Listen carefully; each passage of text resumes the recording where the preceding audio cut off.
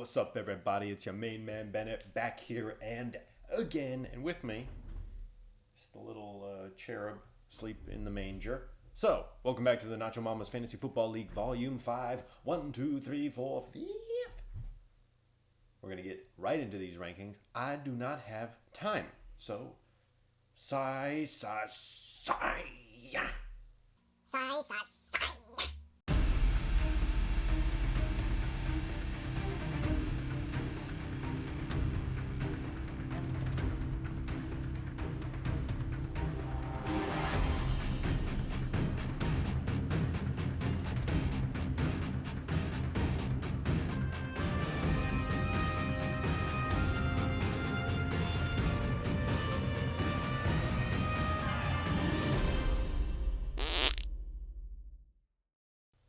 Okay, well, here we go.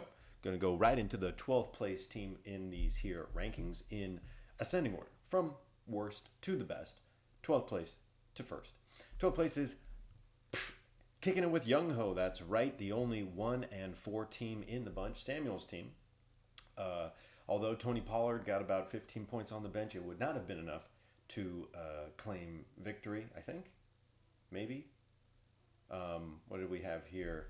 That Kyle Pitts, Elijah Moore, and Young Ho Koo combined for 2.6 points. That is insufficient. Moving on to take on Team Diaper Funds this week. Hopefully Samuel can get back to his winning ways. Let's go, baby. 11th place team. 11. The 12 to 11. 11th place team is literally the Packers running back room. We are now into the slate of the 2 and 3 teams, to which there are several. Still a lot of parity. It's anyone's matchup, anyone's game in the Not Your Mama's Fantasy Football League, as it were. Cooper Kupp did his thing. But besides that, my notes for Tanner's team are, what the hell is going on with Russell Wilson? What the hell is going on with the Packers running back room? Can you hear me? This is my microphone. Can you hear me now? Nyheim Hines, good play, but he didn't do anything. And now he's got a concussion, I guess. So 62.66 points is what Tanner got. And that is the lowest of anyone so far this year. Tanner will look to bounce back this week. Obviously, he has a matchup at the Winery, which is a excellent place to order up some charcuterie, some hummus dip, and enjoy a nice tasty win on me. It's the least I can do for you. 10th place team. The 10th place team in these year rankings is Team Robs. Team Robs putting up 111 points. Aaron Rodgers put up a little over 20.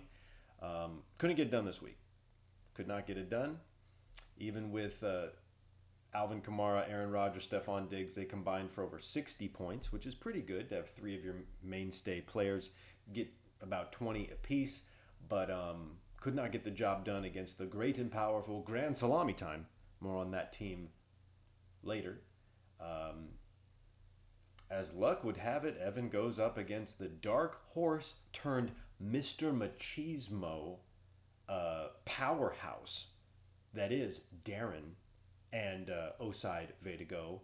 I'm sure Evan will hope for the best while expecting the worst. That is what we do. 9th place team. The 9th place team in these year rankings is Sensei Ghost of Bongtown. That's right. It's Andrew's team. Little awkward. Jonathan Taylor was a top pick, and he was extraordinary the last 2 seasons, I believe, in Indianapolis. And he is not doing much of nothing, and he's a little bit busted now, and that offensive line is busted, and that team just seems like, what happened? I thought the Colts were going to be, a legit playoff team. They're looking like they're going to get a top 5 pick right now.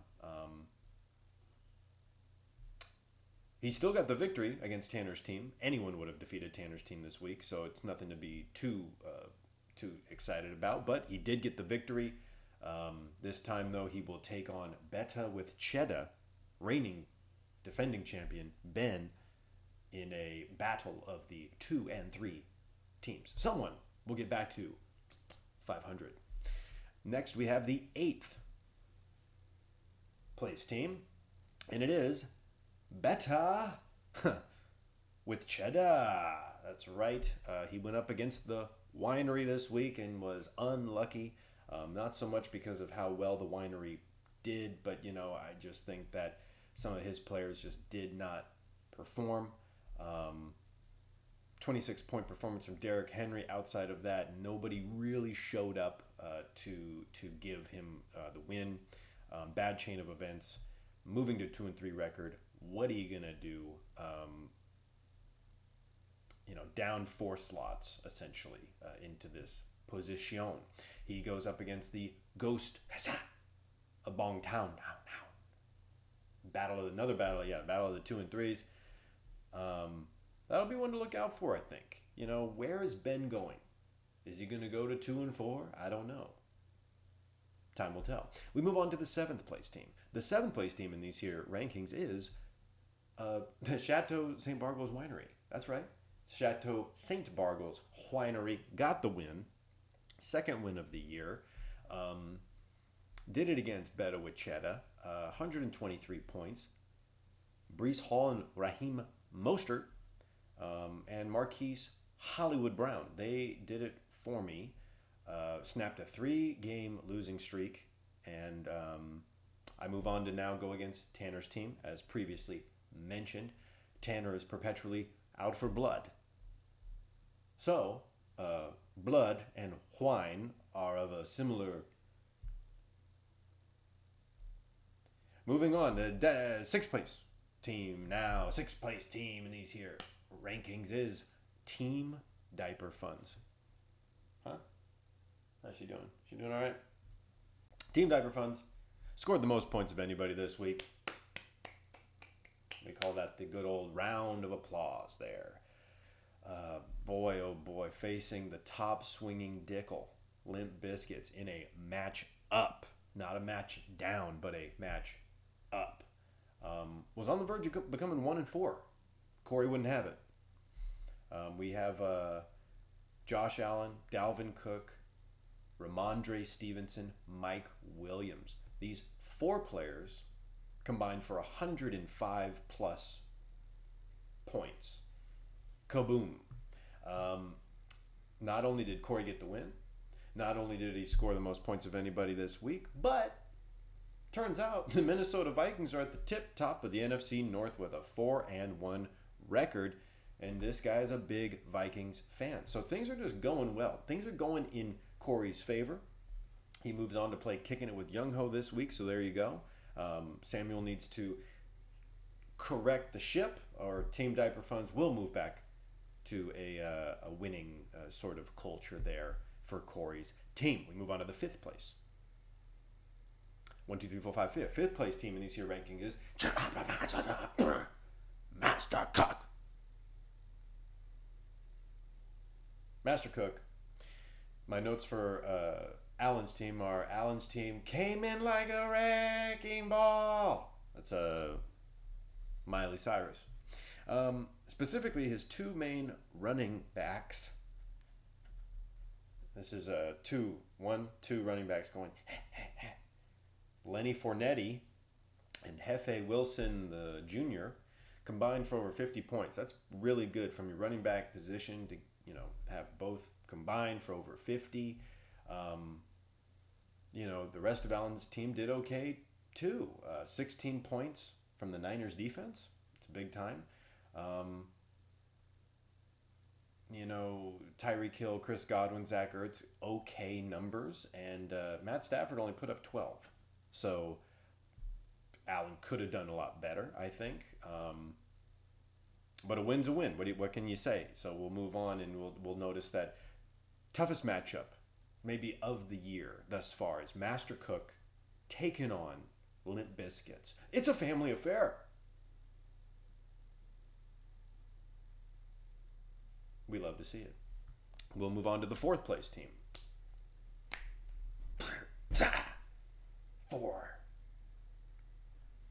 Fourth place team is... She's out of there. It's Grand Salami time. It's Katie's team. Woof. Got the win. Moves on to 3-2. Up a spot. And it didn't matter that Tyler Conklin and T. Higgins combined for 0 points. Doesn't matter. When you got Josh Jacobs, Jalen Hurts, and Gabe Davis combining for 86 points. You're going to have a good time. Katie will look to further improve her record as she takes on the Fancy Lads. That is a matchup. That's it. That's a big time matchup right there. Could dictate the future of the entire Marvel Cinematic Universe. Now we move on to the third place team. Third place team in these rankings is, I just mentioned them, I'll now mention them now again. It's the Fancy Lads. That's right. Third place, we're giving it to the Fancy Lads. They go from second down to third. They go from second down to third. Patrick Mahomes, Justin Jefferson, they did their thing. And I did notice this is one of those Monday Night Football is going to be a big deal to somebody. There's some matchups, they hinge. That's a door hinge on the Monday Night Football matchup. And such was the case with Fancy Lads against Osai Betago. Battle of the, higher ranked guys that we got going on right now. My notes were that Whitney had Patrick Mahomes and McCole Hardman left to play big time against Clyde Edwards, Eclair, and Devontae Adams. That's some big stuff going on either side. Try as the Fancy Lads might, they were defeated. What I didn't notice until this morning was that the margin of victory was 0.9 point. 0.9 point differential between Whitney's team and Darren's team. Darren, hey, he won. That's 112.9 to 113.8. It's about as close as you can get. It is definitely the smallest margin of victory that we have so far this season after 5 weeks, and I imagine it will be the lowest that we will see all year.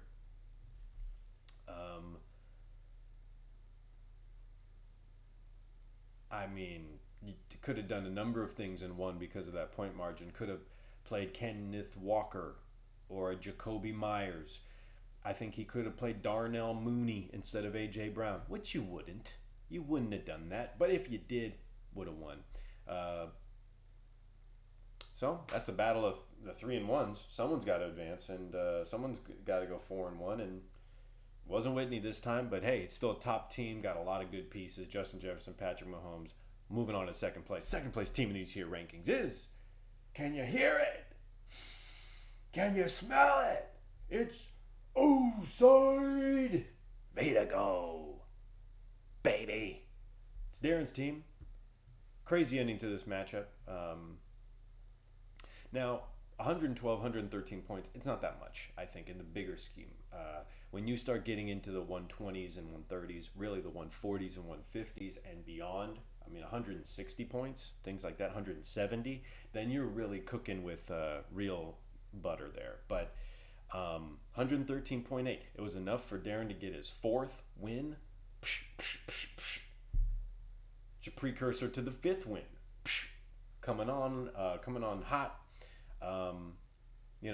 Taking on Team Robs this week, and he's got the juice.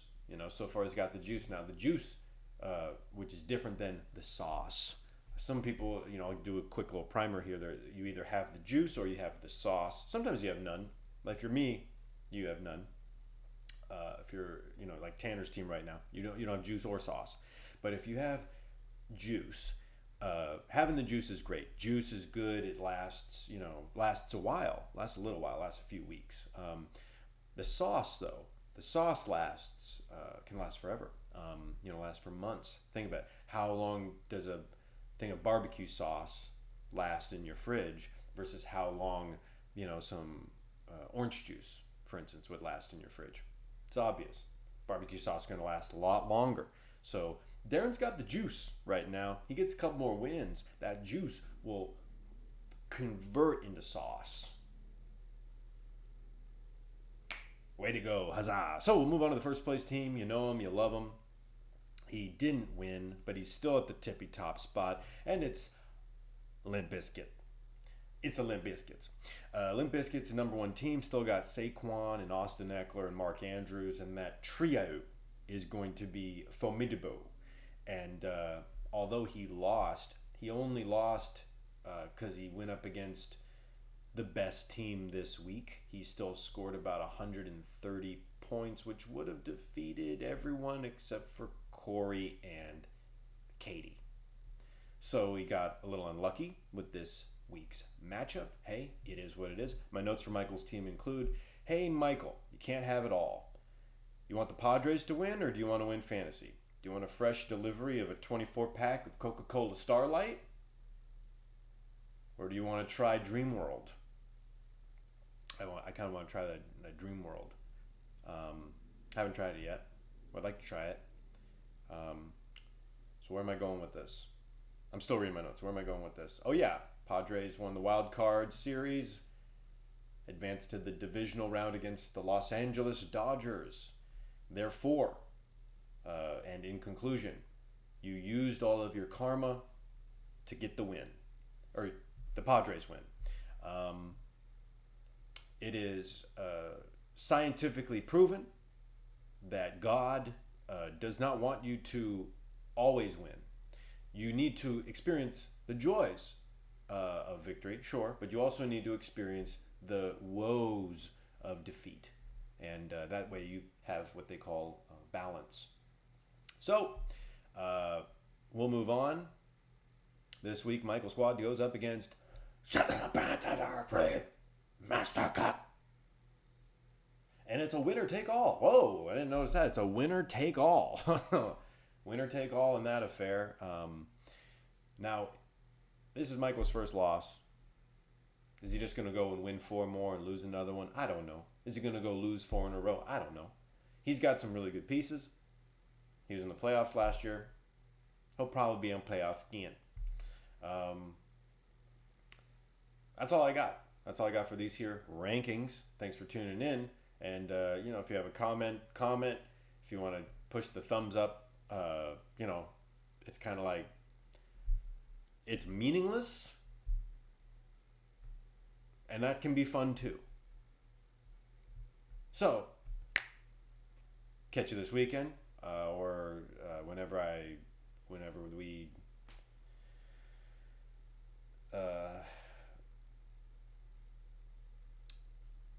goodbye. Bye.